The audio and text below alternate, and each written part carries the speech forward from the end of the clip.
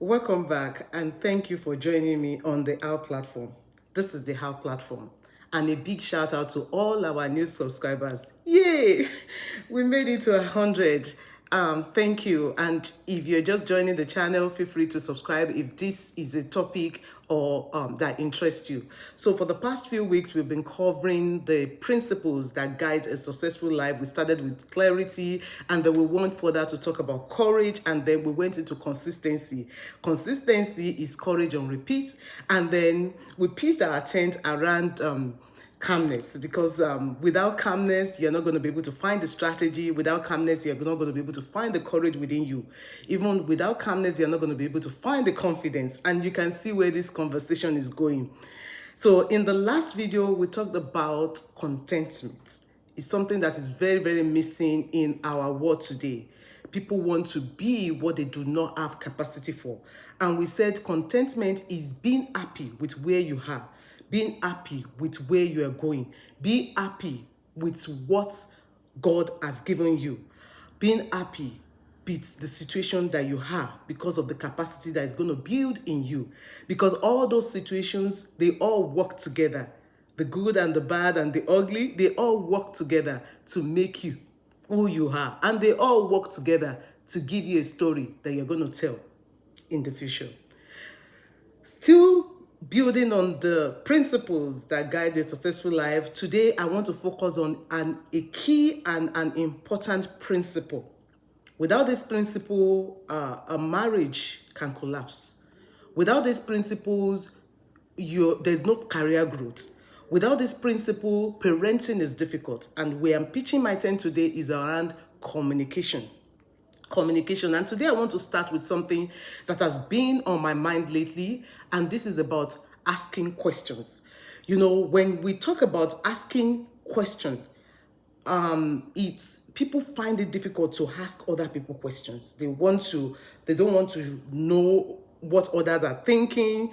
I don't know why that is the case, but today I just want to speak to how to ask questions. Imagine yourself sitting down in front of Martin Luther King. What question are you going to ask him? Imagine yourself sitting down beside Maya Angelou. What question are you going to ask? Imagine having a conversation with Nelson Mandela. What question will come to your mind? Imagine yourself having a minute conversation with Mahatma Gandhi. What question are you going to ask him? Now imagine yourself having a 1 minute with Socrates, the great philosopher. What question are you going to ask? Now, let's now take it even to the deeper level. Imagine yourself sitting down in front of our Lord Jesus Christ. What question are you going to ask? The way you ask yourself questions is going to inform how you ask other questions. And the way you ask other questions is going to enrich your prayer life. And today, I want to start on asking questions. This is the first part of the communication series, and I'm also learning myself, so I would like to hear your thoughts. So feel free to drop your questions, your comments, and your thoughts in the chat. So let's start about why should we ask questions? Because when we ask questions, we are learning. When you ask questions, you are learning from other people. And there are some things that you need to, first of all, understand before you even ask questions. The first aspect of you that you bring into the conversation when it comes to asking questions is you want to bring your authenticity into the conversation. Without authenticity, you're not going to be very, very honest about your state, about your need. Some of you are asking the wrong question because you are not authentic. You're not true to yourself. Authenticity is very, very key to any conversation. Authenticity is very key to any mentoring relationship, and authenticity is a very key part of success in communication. So before you start asking questions, authenticity is very, very important, and closely aligned to authenticity is humility. If you are asking questions that you are not willing to follow through with the answer, then you should not be asking that question. Humility is key to asking questions. And another thing that is important when you're asking questions is about your calling, your goal, your dream. You are a dream wrapped in a body. You are a dream wrapped in a body.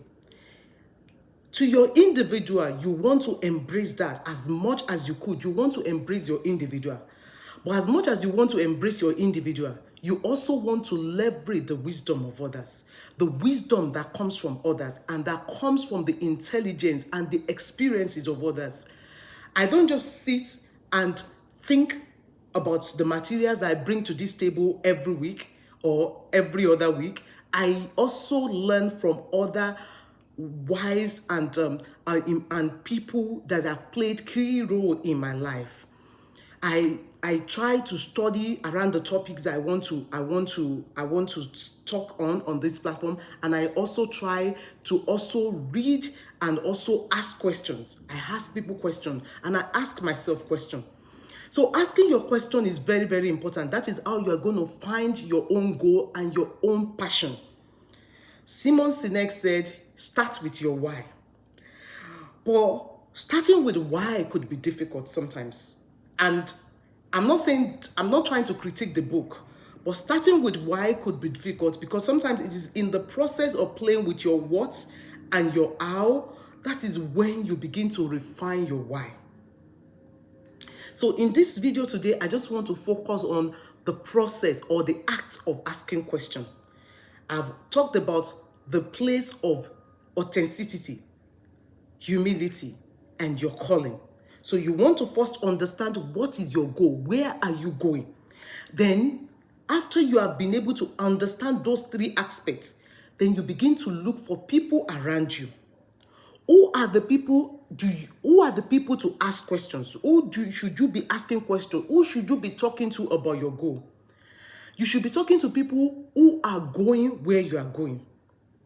If you want to start a particular business or you want to start any business, you should be talking to people who are already in that business or who are already thinking of starting that business. And this is why association is very, very important. So you want to ask questions from those who are going where you are going. The second set of people that you want to ask questions are those who are coming from where you are going. Those who are coming from where you are going, they have experience in that area. You might think they have failed in that area. They may have succeeded in that area, but there is a lesson from their failure. There is a lesson from their success that you could impute into your own experience. So I've talked about people who are going to where you are going, people who are coming from where you are going. And the third set of people that you should be asking questions are people who are right there with you in that struggle. People who are right there with you in that struggle. One thing that I see lately is that when people see a fan or somebody that they like or somebody that they want to be like, the first thing that they bring out is their camera. They want to take a picture. There's nothing bad in that. I've done that before.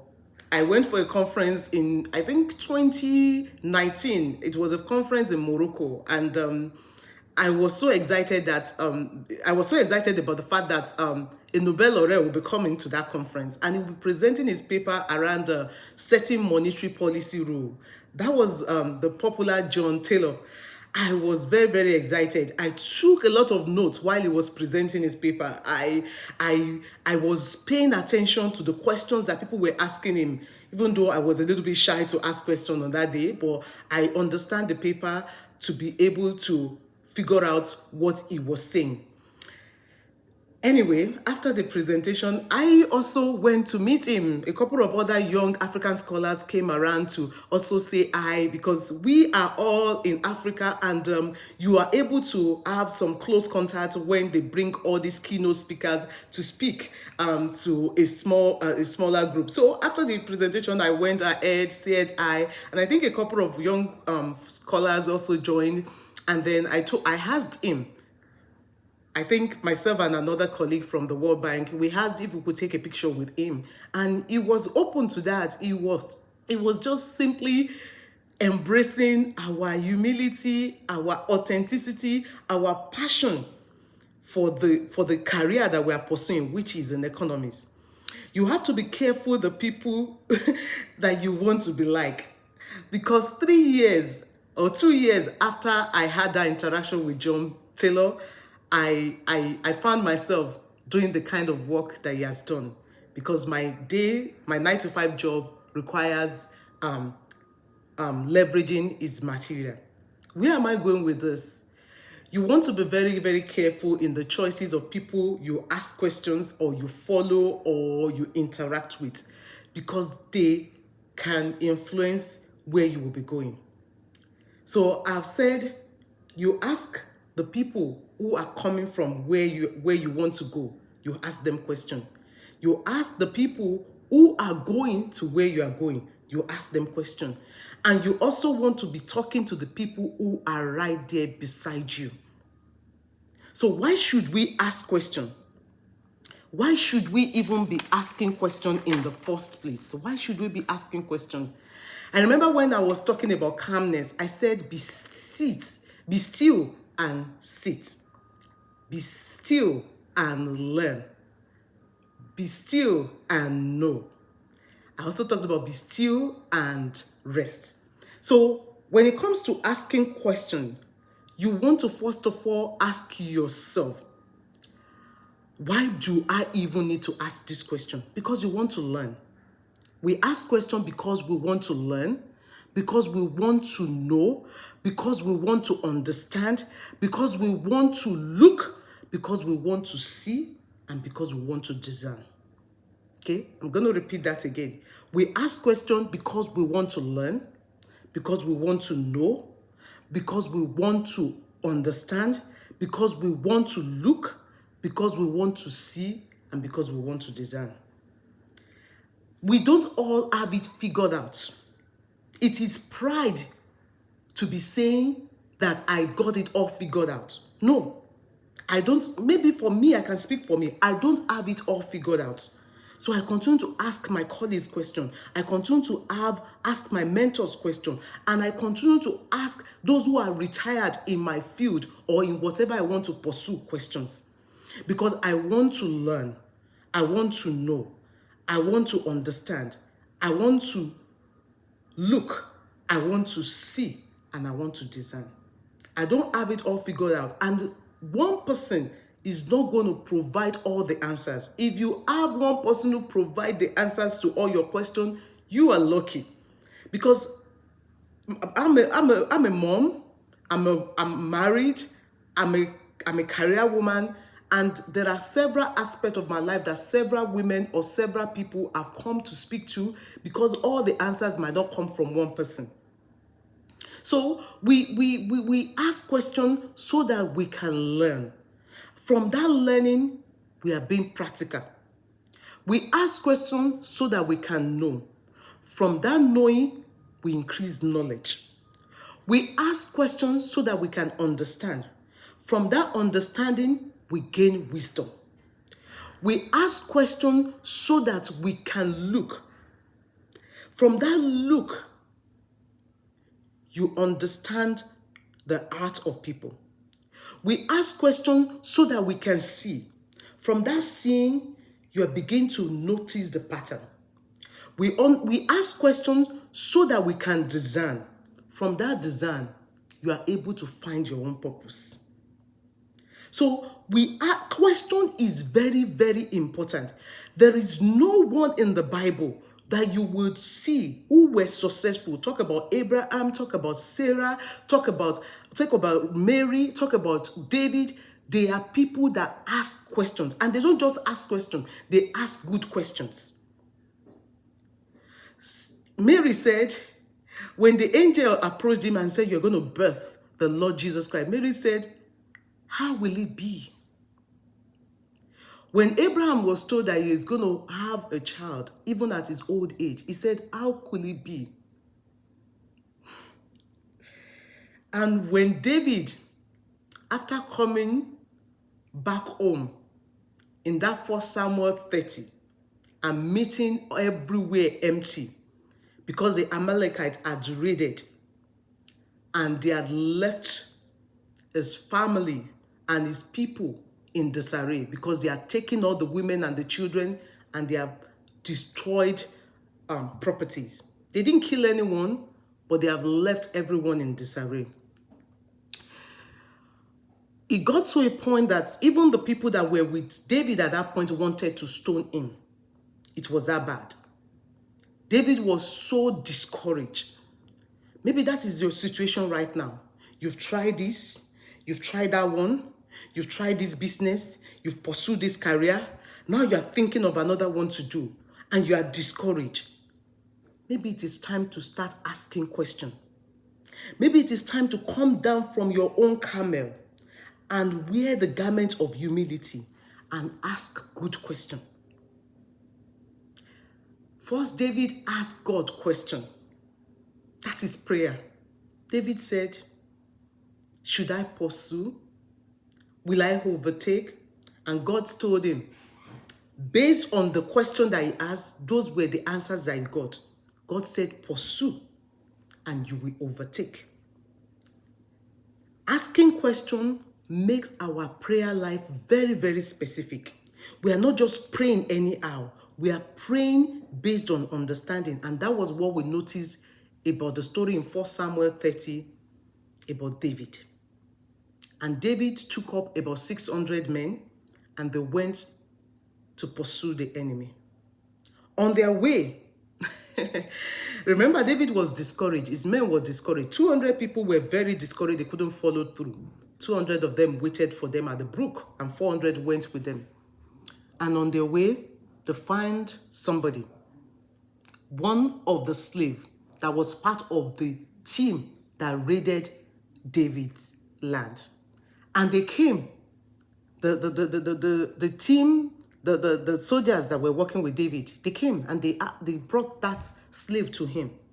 He was weak, he was dejected, he was sick. In fact, he was left behind by his master because he was sick. The people that you would be asking questions might not look like they have all the answer. But the intelligence of men, the Bible says these things are hidden in heaven vessels. Don't ever discredit or don't ever underestimate the intelligence that is in men. They might not even have title. They might not even have wealth. They might not even have what you're looking for yet. But their story, based on where they are coming from, based on what they are going to, and based on where they are, might provide some intelligence around your purpose. So David sat with this man. They gave him food. They gave him fruits and vegetables. When you are coming to ask questions, don't just come bare-handed. Come with your notes. Come to take notes. Don't ask questions for hearing's sake. Ask questions to learn. David took care of this man who was even an enemy because he was part of the people that raided David. But David took care of him, provided him with food. Sometimes you will need to learn from people that you don't like. You can call them frenemies. You can even call them enemies. But if they have what you're looking for, then you need to learn from them. David wasn't too proud to learn from this slave. After they gave him food, David asked him a question. Who are you? Where are you going? And the man provided some answers that led to the victory and the recovery and the great loot that happened in 1 Samuel 30. What are the questions that you should be asking? Start with why. You see, I noticed something these days. When people want to ask, they will say, oh, can you give me the contact? Can you connect me with this person? Or can you give me money? Money is the barest thing that you could be asking from people. Don't just ask people to give you money or to give you contact or to snap picture. No. Ask for their why. Because that is what informs their purpose. Ask for their when, because that is what informed their timing. Ask for their how, because that was what informed their process and their system and their structure and their routine.